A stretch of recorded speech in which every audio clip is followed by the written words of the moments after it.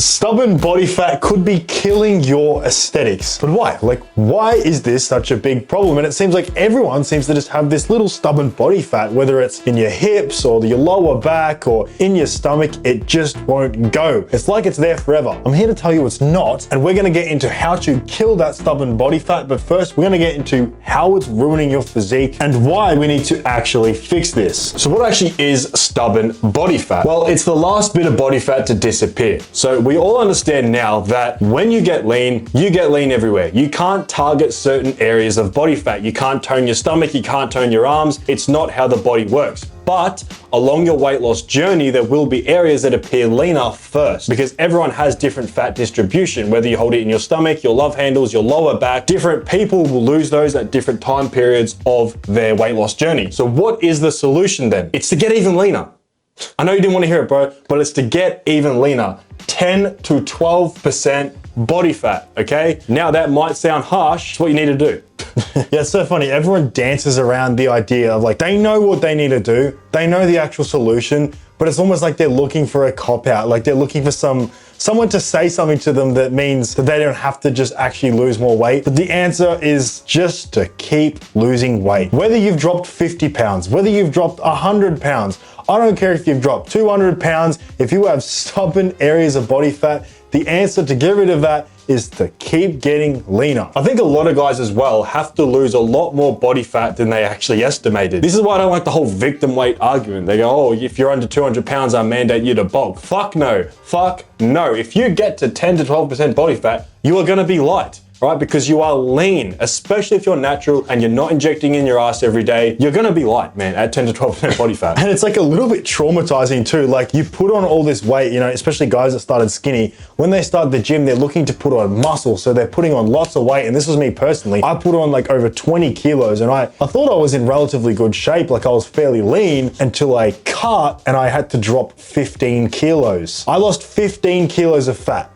and I thought I was already lean. So you have a lot more weight to lose than you might actually think, especially if you want to get proper lean. Like I'm talking actual 10% body fat. Because here's the truth, right? Why do we say 10 to 12% body fat? Well, over 12% body fat, you know, 13, 14, 15, whatever it might be, it's gonna blur your definition. It's gonna hide your V-taper, especially because a lot of guys hold fat around this whole region right here, right? Love handles, stomach, lower back, which is detrimental, obviously, to your aesthetics and building a V-taper. And it's also gonna hide your true proportions. When guys submit their physique analysis for us to actually analyze, a lot of the time they're like 13, 14, actually majority of the time they're roughly like 17% body fat. That seems to be the medium. And it's very hard to analyze what their actual proportions are because their fat distribution is completely different. And probably like the biggest real world detriment that I've noticed, especially like even when I thought I was relatively lean and I wasn't, is it kills your facial aesthetics, right? You look completely different. I mean, even in different points of watching this YouTube channel, if you just sort of go through the videos, our faces blowed up, they get skinny again, they bloat up. Like the face changes a lot. Even between 8% body fat and 13% body fat, you'll notice your face might look completely different. So a lot of guys will think, like I've literally heard 16-year-olds in my comment section talking about the fact that they need surgery because these fucking Blackpill channels told them that when they just aren't lean. Right, so we understand that stubborn body fat is making us not look so good. So how do we actually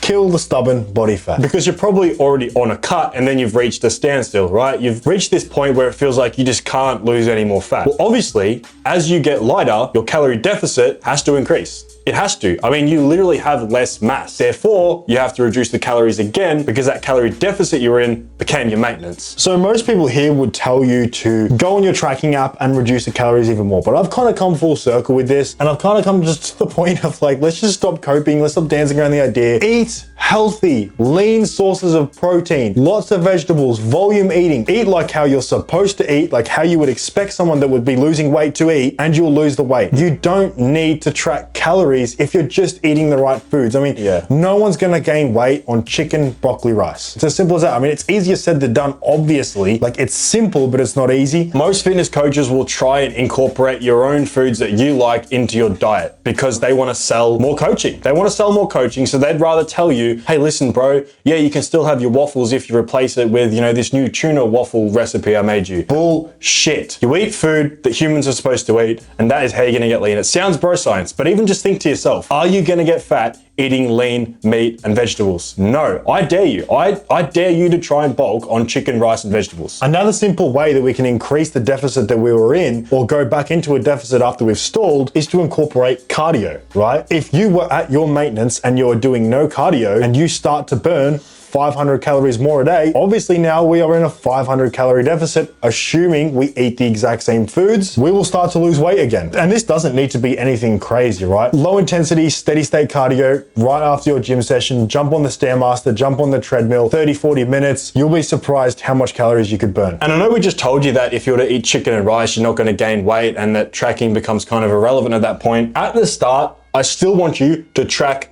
everything properly. Track everything. The oil you cook your food in, the sauces you use. You would be surprised how many calories you're actually adding to your meals with this extra sauce, with this Master Foods spicy Chipotle sauce. You're probably adding an extra 200 calories to your meals, man. Yeah. I mean, the only reason I'm not a huge fan of just track it and you'll be okay is because it then gives you an excuse to eat shit food, right? But if you are already eating healthy foods and you're not losing the weight, something's off, and tracking the foods will give you a lot more clarity, right? It gives you a better understanding of what's going on, and we can figure out why it is that you're not continuing to be in that deficit. So we've been training for about 5 years now, and we've come to the understanding at this point that not only us, but our clients as well, for the most part, the training is good. The training's pretty dialed in. If you're hitting the targeted muscle group, you're working out with intensity, you're going in there with intention, you're lifting the weights, you're following a structured plan, it's pretty much all good for the most part. Where people fuck up is the nutrition. And that's why we always just talk about diet. You'll never hear us talking about how to perform a lat pull down. There's so much information on that. Yeah. Like everyone's making videos about training, and everyone's got the training down point. Even guys that come to us that are overweight can't seem to stop talking about the fucking training. Like training is not your issue, bro. Your foods are fucked. You're not giving your body the right nutrition to either grow or to lose fat. And the last step of the operation, I know you've probably heard it before, but it's to set an actual goal. Set a goal and do not divert paths. Just do not stray away from that goal. I don't care how it's going. You do not finish said period until you achieve that goal. You don't stop cutting until you are 10 to 12% body fat. And I am a criminal offender of this. I think, honestly, this is the only time I've cut, and I'm actually gonna stick to the goal I set. Every single time I've gone on a cut, I've told myself 8% body fat, I'm getting peeled. I get down to 11% body fat, I crack the shits, and I go back into a bulk because I don't like how I feel in the deficit. Same thing with the bulk, you know, guys will say, I'll put on this amount of size, and then they just keep bulking and they just blow their physique way out. When you set a goal, remember why you set that goal and remember where you actually wanted to get to with that, because a lot of people get halfway through their cut and they